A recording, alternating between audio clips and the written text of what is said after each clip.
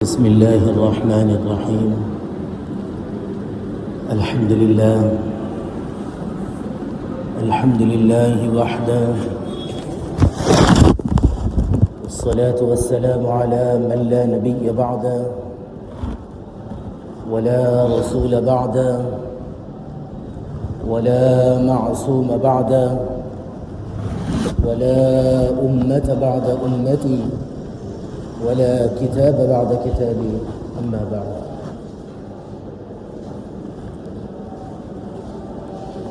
انتہائی واجب الاحترام،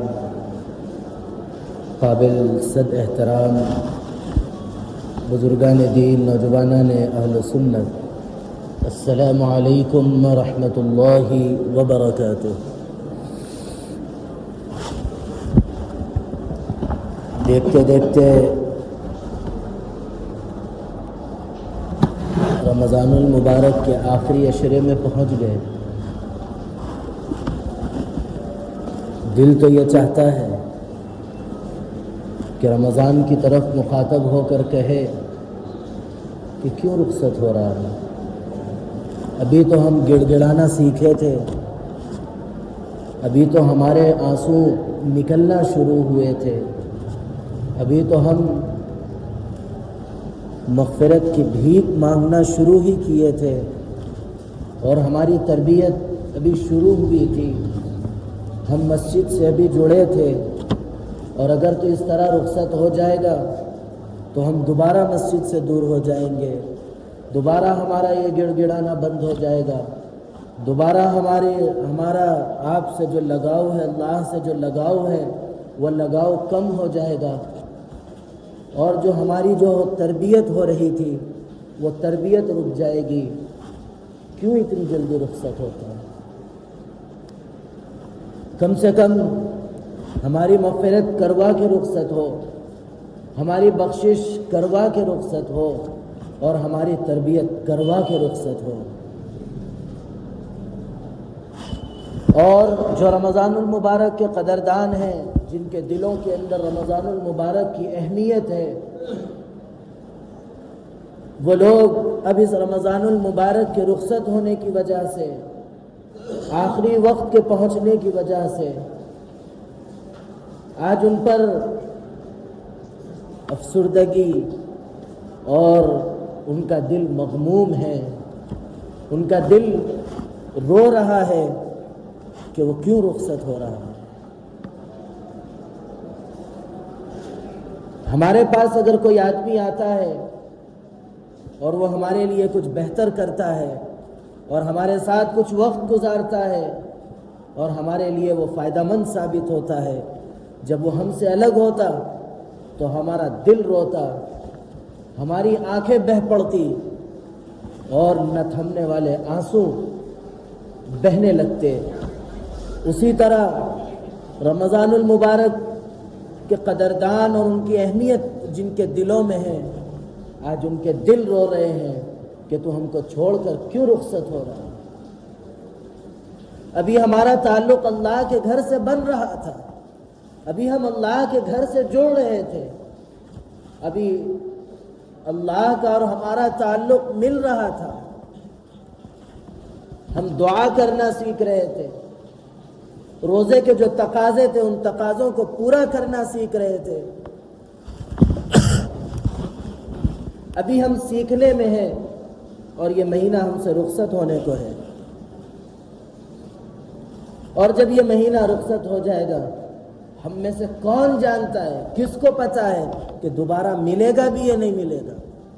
لیکن ہم اللہ کی بارگاہ میں دست دعا دراز کرتے ہیں اور جناب نبی کریم علیہ الصلاۃ والسلام کے وسیلے سے یہ دعا کرتے ہیں کہ اللہ ہم سب کو دوبارہ یہ ماہ عطا فرما، دوبارہ عطا فرما، صحت و تندرستی کے ساتھ عطا فرما. اور جب یہ مہینہ رخصت ہو تو ہم کو خالی ہاتھ نہ رکھ مولا، یہ ہم دعا کریں گے اللہ سے. اگر ہم محروم رہ گئے بخشش سے، مغفرت سے، اللہ کی رحمت سے اور جہنم سے آزادی سے اگر ہم محروم رہ گئے تو پھر ہم سے بڑا بدنصیب، بدبخت کوئی نہیں ہوگا، کیونکہ وہ مہینہ ہے جو آدمی کو بخشش کا پروانہ دلاتا ہے اور جہنم سے آزادی کے خوشخبریاں سناتا ہے۔ تو ہم سب کی یہ ذمہ داری ہم پر عائد ہوتی ہے کہ ہم اللہ سے اپنی مغفرت مانگے، اللہ سے جہنم سے آزادی مانگے، اور ہم سب اپنے لیے اور اپنے اطراف والوں کے لیے سب کے لیے دعا کرے کہ اللہ رب العزت اس مہینے کو جو وقت ضائع ہو گیا، لیکن جو بچا ہوا وقت ہے اللہ ہم سب کو اچھے سے اچھا گزارنے کی توفیق عطا فرمائے، اس کی قدردانی کی توفیق عطا فرمائے۔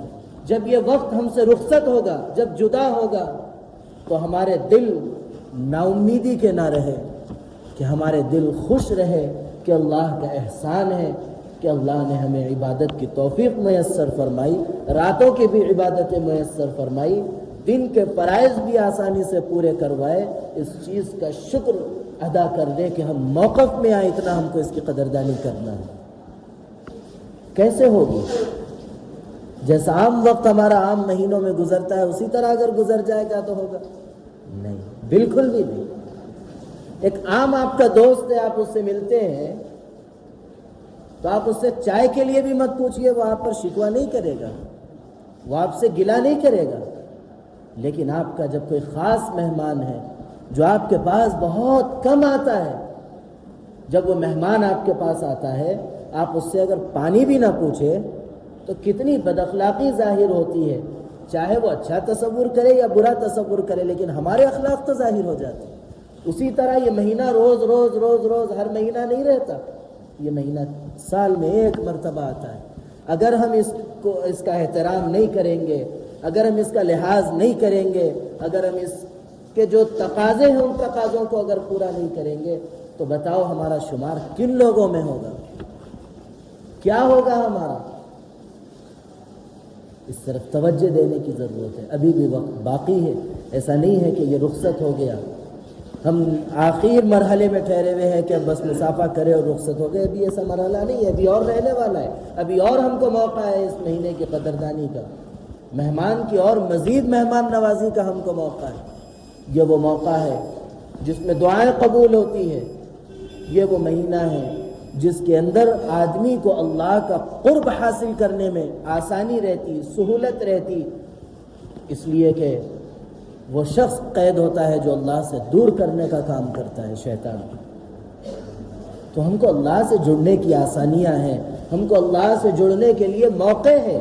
اگر ہم اس موقع کی قدردانی نہیں کریں گے، ناقدری کریں گے، اور یہ مہینہ اسی طرح ہم پہ سے رخصت ہو جائے گا، تو پھر یاد رکھیے حضرت جبرائیل نے بددعا دی تھی، ہلاکت کی۔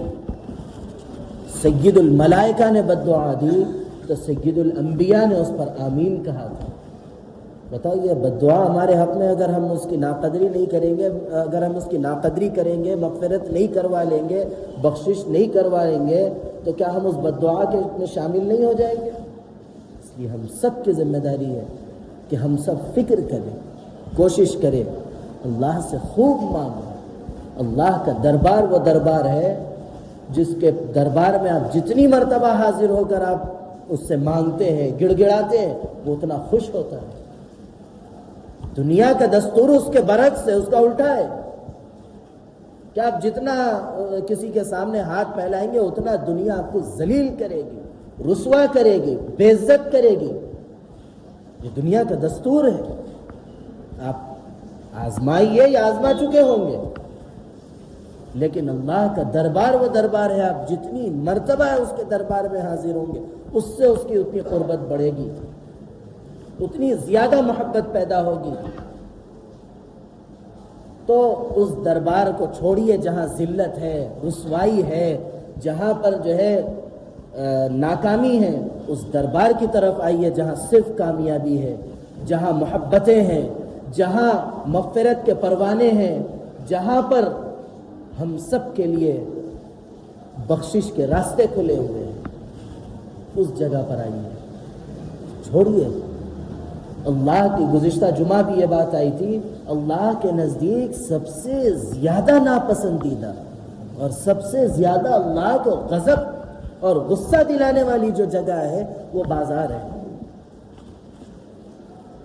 بازار میں جب آدمی چلتا ہے پھرتا ہے، آپ خود اپنے دل سے سوال کریے کہ کتنے گناہ کرتے ہوئے چلتا ہے۔